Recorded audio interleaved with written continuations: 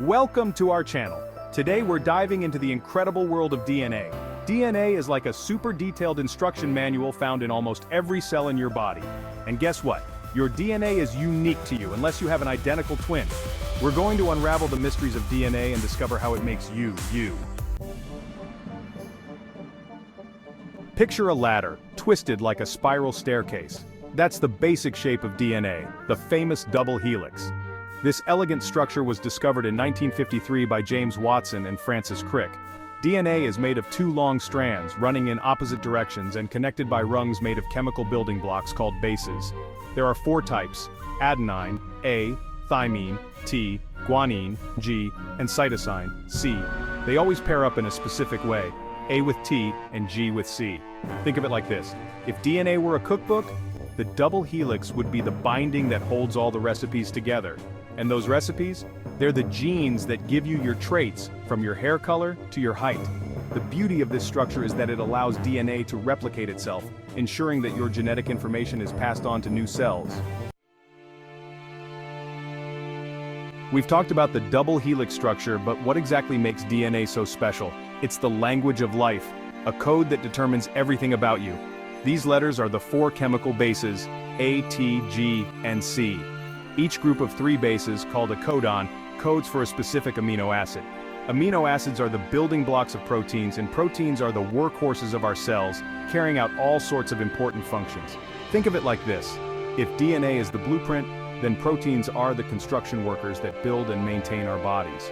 The sequence of bases in DNA needs to be read correctly to make the right proteins. This code, with its four-letter alphabet, is universal. From bacteria to blueberries to butterflies, all living things use the same basic code written in the language of DNA. Your DNA contains roughly 20,000 genes, each with a unique sequence of bases that code for different proteins.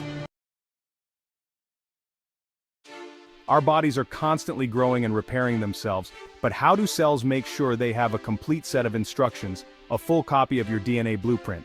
The answer is DNA replication. First, the DNA molecule unwinds, kind of like unzipping a zipper. This separates the two strands of the double helix. Then special enzymes come into play. One of these is DNA polymerase, a remarkable enzyme that acts like a tiny copy machine. It moves along each separated strand, reading the sequence of bases and matching them up with free-floating bases.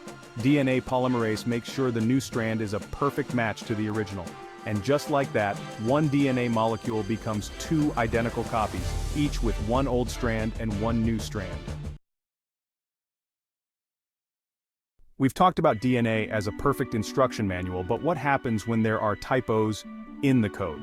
Those are called mutations, changes in the DNA sequence. Mutations can happen in a few ways. Sometimes they're spontaneous errors during DNA replication. Other times they're caused by exposure to things like UV radiation from the sun or certain chemicals. Now, not all mutations are bad.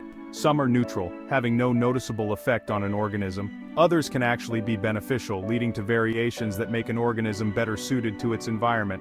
However, some mutations can be harmful, disrupting the normal function of genes and leading to diseases like cancer.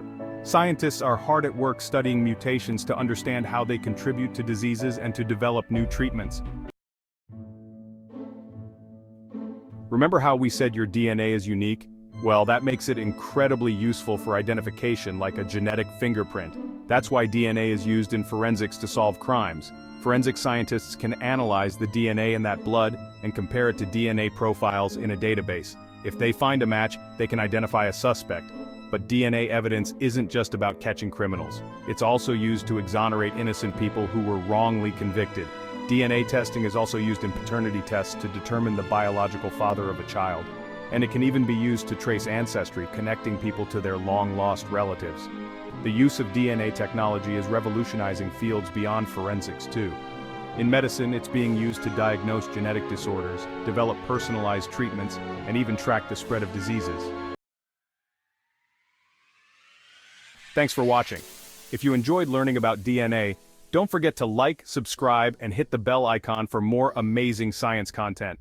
From its twisted structure to its complex code, DNA is a fascinating molecule that holds the secrets to life itself. We've covered a lot of ground today, from the basics of DNA structure to its role in forensics and beyond. So stay curious, keep learning, and never stop asking questions.